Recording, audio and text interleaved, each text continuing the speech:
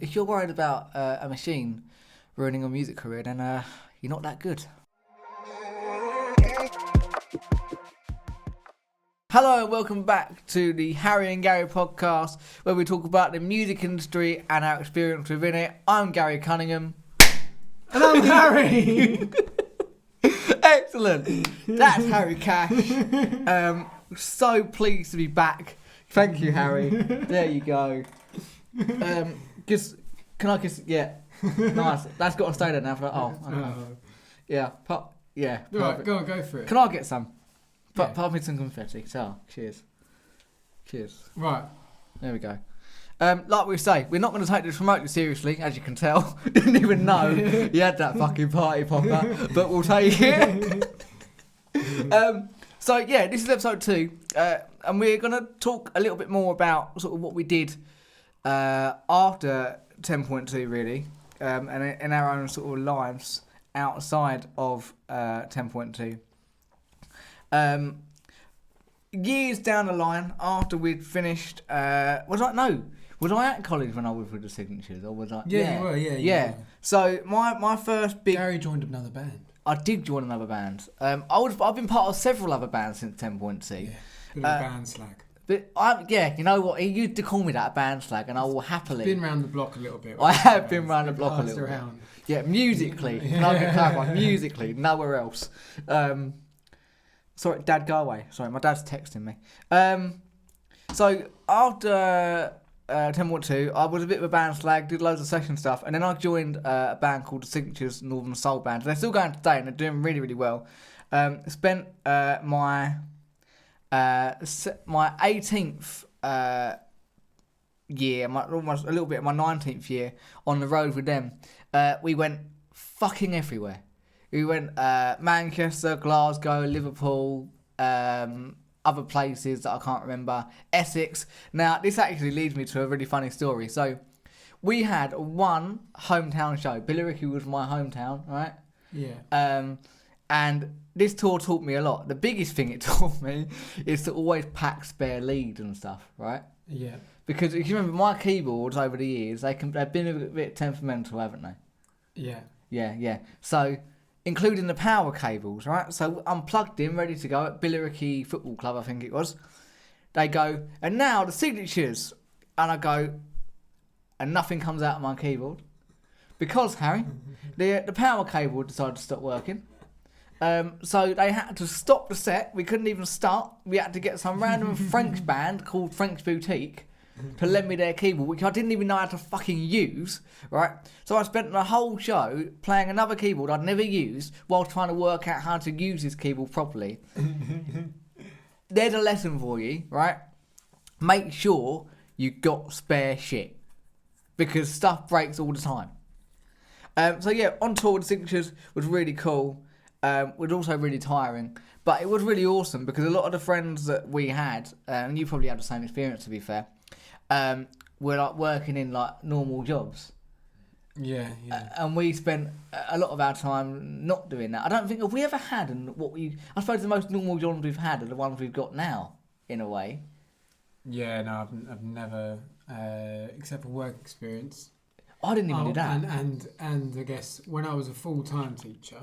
Yeah. I suppose, but no. No, yeah, same here. I've never done supermarkets or anything like that. No. And yeah, being a teacher at a school now is the most normal job I've had, but that's coming to an end soon. So I suppose what we're saying is when we were growing up, your friends are doing paper rounds, your friends are getting jobs in Morrison's and stuff like McDonald's and that, yeah. And we were in college, and our gigs. Sorry, our gigs were our money, were our paychecks. You know? Yeah, literally, and it was so cool. And that was the norm back then. You know, that would be your monthly allowance or wage, or whatever, monthly wage. You know? Here's a question for you, right? When I'm assuming, like, let's say I'm assuming you want kids one day. One day. Right, one day, not one day soon. One day, right? Would you encourage your children to go into the music industry? Yeah, 100%. You would. 100%. Yeah. I'd rather them gigging and earning money than working in Tesco. Yeah, you know what? I agree. I mean, I've always ummed and ahed about it. Would I? Wouldn't I? Because obviously, like most things, there's good sides and bad sides to the music business.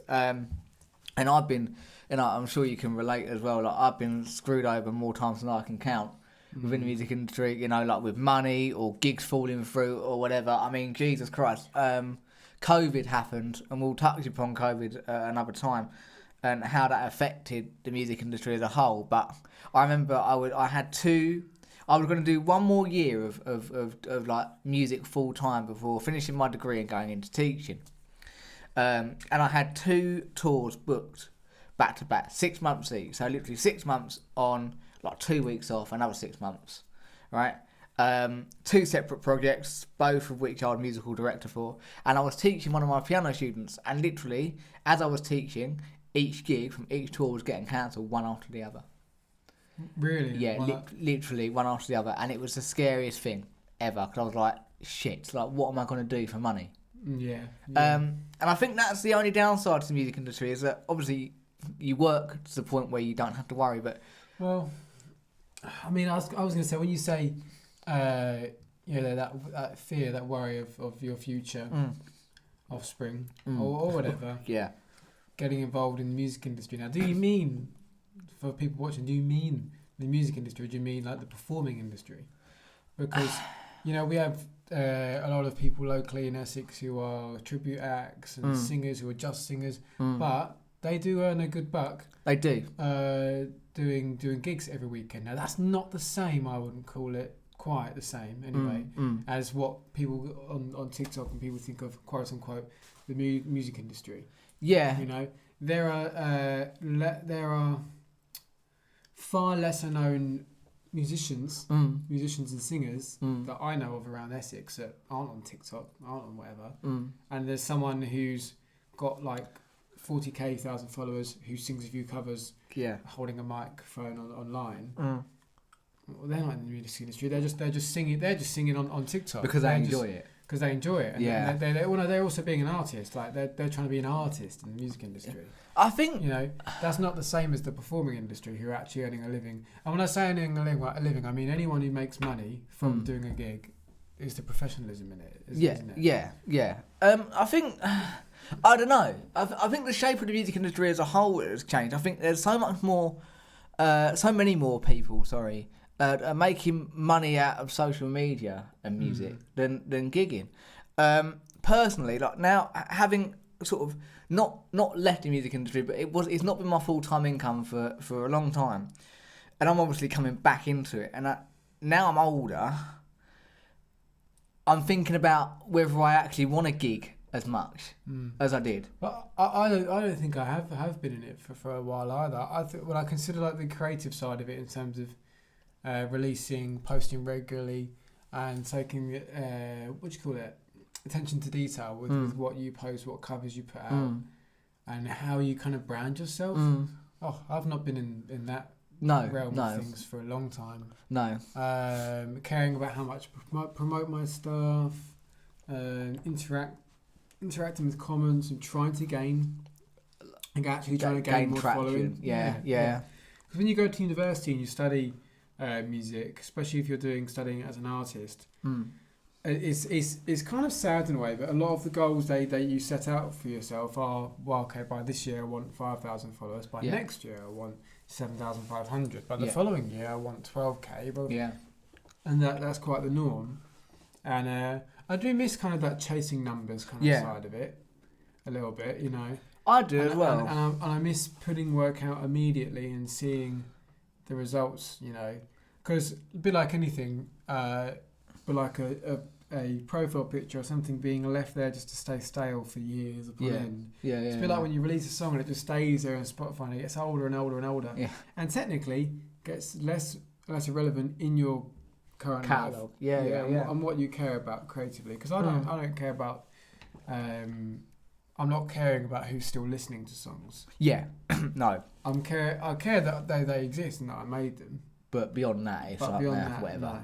And it's about what you're doing right now. Yeah. And to be honest, the right now stuff in terms of writing music and producing has not been at the front of my mind for a long time. No.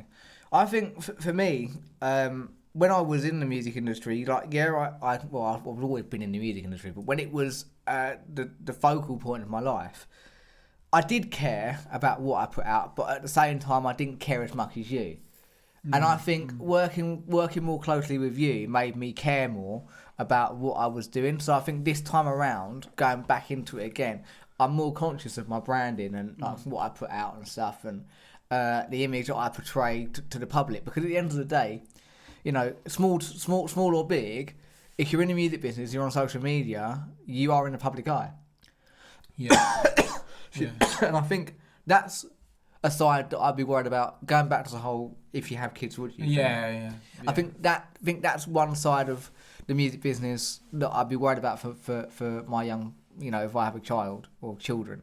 But the upside is, you know, if our children were to be in the music industry, they'd have us to guide them through. Yeah. Like when I first started, my dad managed me, your dad managed you.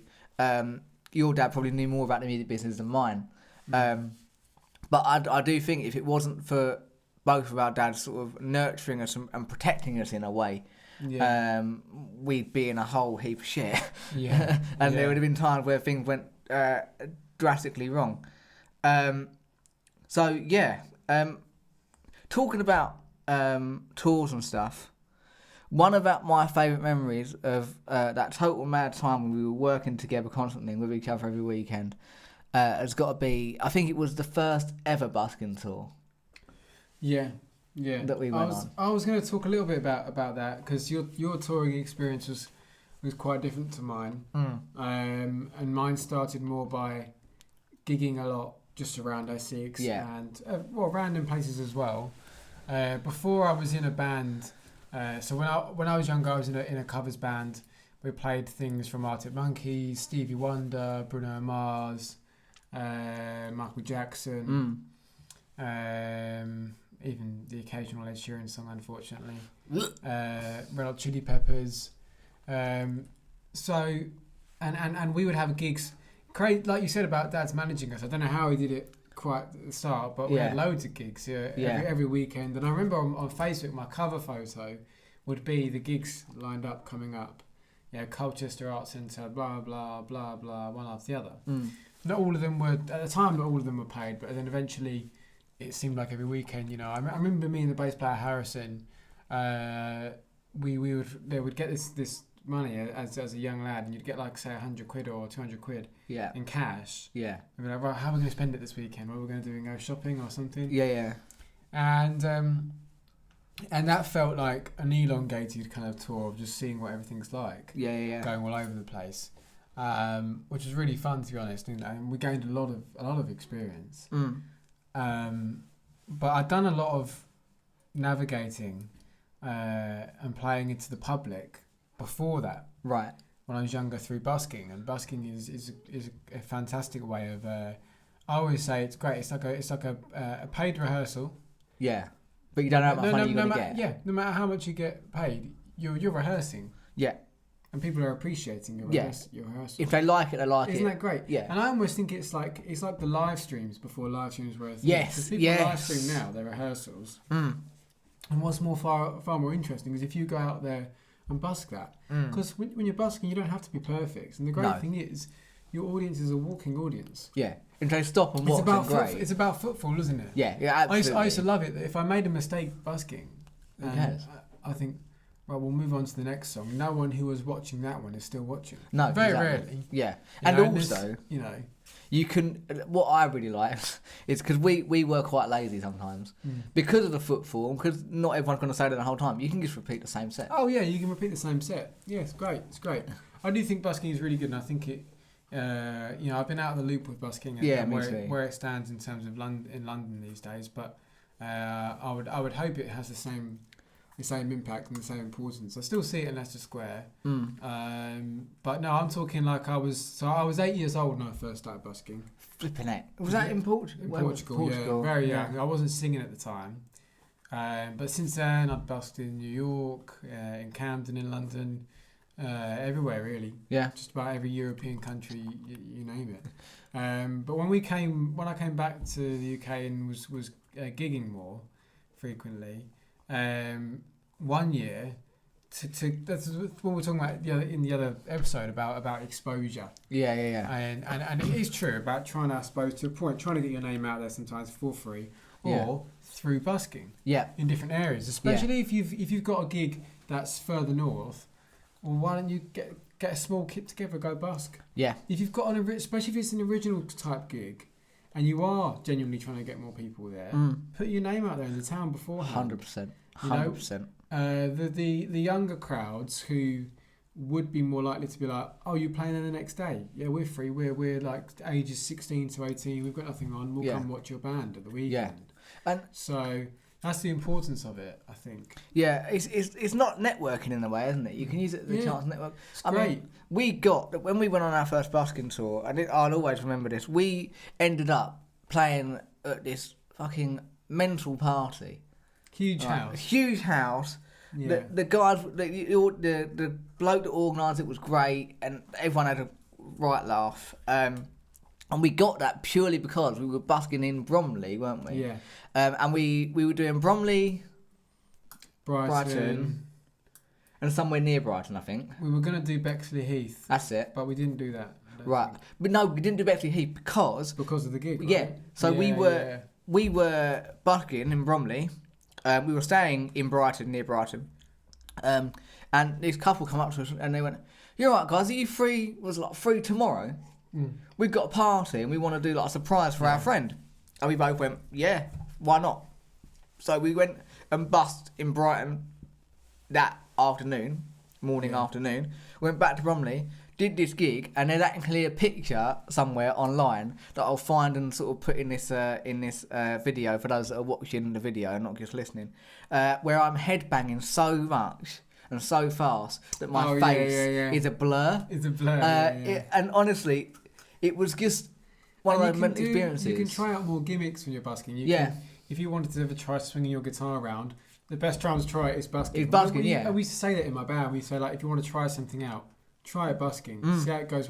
Because trying it out in public is so different, and you don't really always want to try that in an actual gig setting. No, not on a stage. Busking is great for getting gigs. And I remember the first busking tour, like I was going back a bit, like I was saying before, is that my dad wanted my band, us to try out busking as a way of gaining more exposure, more credibility, really, and just improving our playing. Yeah.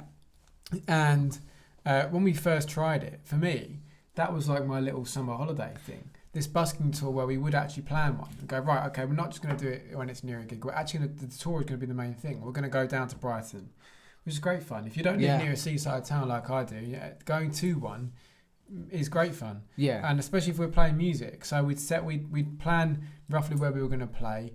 We'd have a backup if it's not going to work. And we did like Bromley, Brighton, Bexley Heath, Dartford, Crawley, did a few. And the first time we did it, we booked our hotels. Yes. And this was with Jumpstone, my old band, and it was great fun. And the first time, I remember our dads were nice. Said, right, we'll cover the cost of the hotels. Yeah. The second time they didn't. It was like, right, you've got to make ends meet and see if you can do it. So we were busking for like ages each night. Paying the money. Yeah. And to be honest, it was great fun. It was like it was good. It was a good way of learning and putting in some hard graft. 100%. Yeah. And like I remember, we used to give out our band cards during sets or after sets. We'd get either the dads to hand them out, or we do it immediately after there's still a crowd. We've got some great photos and a great experience. But for me, it was great fun because it felt like a little summer holiday, but like an interesting one, a musical one. Yeah. For people who do something. Like, I guess, no disrespect for when you do something with your life, when you're a musician, going on holiday and then being able to do that as well at the same time is great. Yeah, it's great fun. And I think when my band stopped and discontinued and then we started playing more together, I don't know how it intertwined really, but I think my dad actually missed the element of taking his son somewhere and seeing what happens. Yeah, and having that what's the word, spontaneity. About it, and I think he missed that a lot, and so that's why we started to organise our first one. And what was the first one called? Not a Tour Tour. Not a Tour Tour. And then Not a Tour Tour. Yeah, what could we? This is an in joke, right? We always say, and I do somewhat agree with this actually. If you are not performing consecutively one night after the other, Okay. Yeah. It's not at all. Okay. You just got a selection of gigs around the country. Yeah. Now that sounds pretty hypocritical for me saying that, because that's what the Signatures did. But the only reason the Signatures were doing that at the time was because they could only do weekends at the time. Yeah. Whereas now they're gigging. I remember when I depped for the keys player, like last year or the year before, and Gavin Creech Webb, the manager and also the drummer, mentioned, we gig during the week now as well, and now they're gigging all over the country all the time. But we called it the Not a Tour because it wasn't a consecutive. It wasn't really a tour, was it? It was just a laugh. Ours was consecutive, wasn't it? It was. Yeah, that's why we called it. And the one was called Slightly More Tour. The Slightly More Tour, yeah, because we went to more places. Slightly More Tour, was that the one where we did play in Brighton? Because one of them we didn't. Yeah, so the Slightly More Tour was when we did play in Brighton, and I actually remember trying to get this. I can't remember. No, I can't remember now. Hold on. The Slightly More Tour was the one around the time of releasing North Hill, my song North Hill. Right, yeah. And actually that one... Pardon me, excuse me. That one we played... No, it was Watford. We didn't go down. We did right. Watford, we did... I can't remember. Bishop Stortford or something like that. Yeah, something like... We did Further Up, didn't we? Yeah. That wasn't the one where we got a gig. The first one was... Yeah, the Not a Tour was the one. We should do another one.